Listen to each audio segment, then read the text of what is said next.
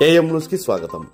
నంద్యాల జిల్లా రుద్రవరం మండల కేంద్రంలోని సిఎస్ఐ చర్చిలో సంఘ గురువు రెవరెండ్ పాణ్యం సురేష్ బాబు ఆధ్వర్యంలో పరకటి జాన్ మరియు క్రైస్తవ సంఘస్థులు అధిక సంఖ్యలో మట్టల ఆదివారం ప్రత్యేక ప్రార్థనలో పాల్గొన్నారు.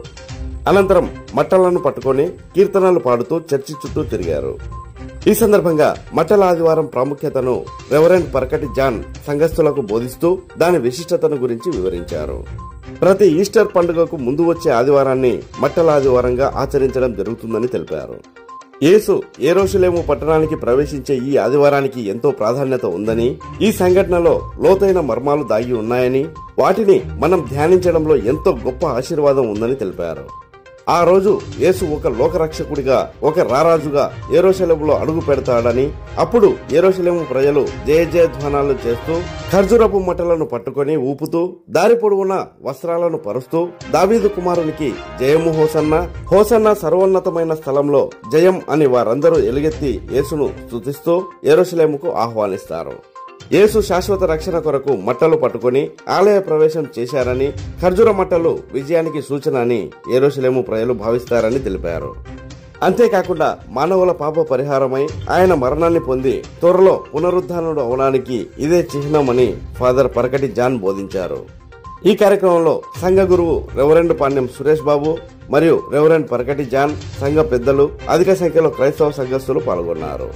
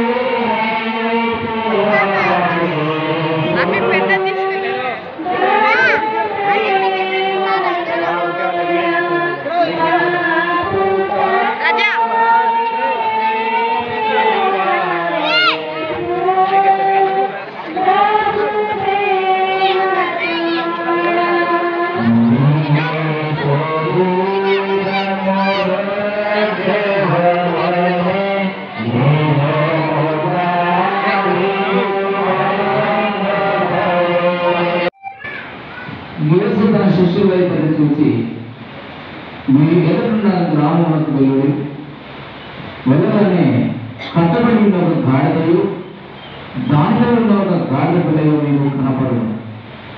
వాటిని విప్పి నా యొద్దకు తోలుకొనిరండి.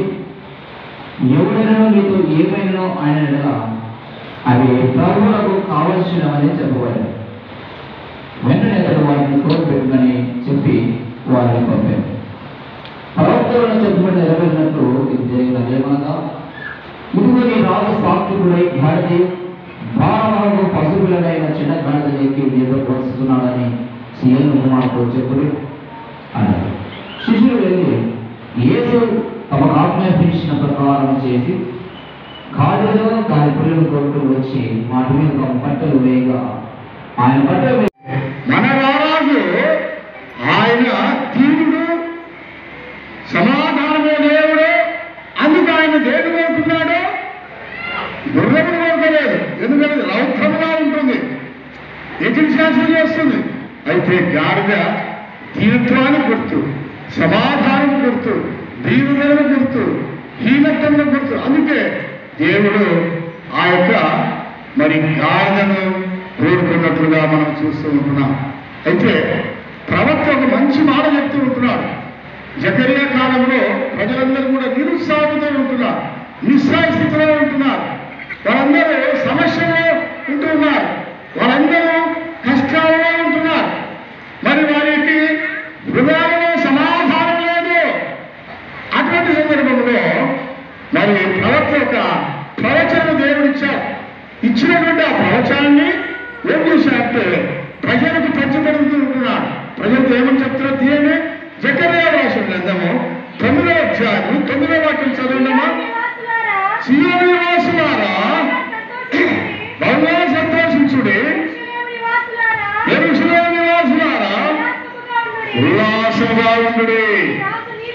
ఈ రాజు నీతిపరుడును రక్షణ గలవాడును దీవులనై గాడిదను గాడ పిల్లలు ఎక్కి నీ యొద్దకు వస్తున్నాడు. నేను ఇప్పుడే చెప్పాను కదా, మన దేవుడు ఎలా వచ్చాడండి? దీనులుగా వచ్చాడు. దేనిలో వచ్చాడు? గాడిద మీద స్వారీ చేసినట్లుగా మనం చూస్తున్నాం. ఆయనకు మరి 20 రీతిగా సైన్యం లేదు ఆయనకు. అయితే ఆ సైన్యమే పిల్లలు, పెద్దలు, స్త్రీలు, పురుషులు, వారే సైన్యం ఆయనకు. వారందరూ కూడా ఏం చేశారు? పాపం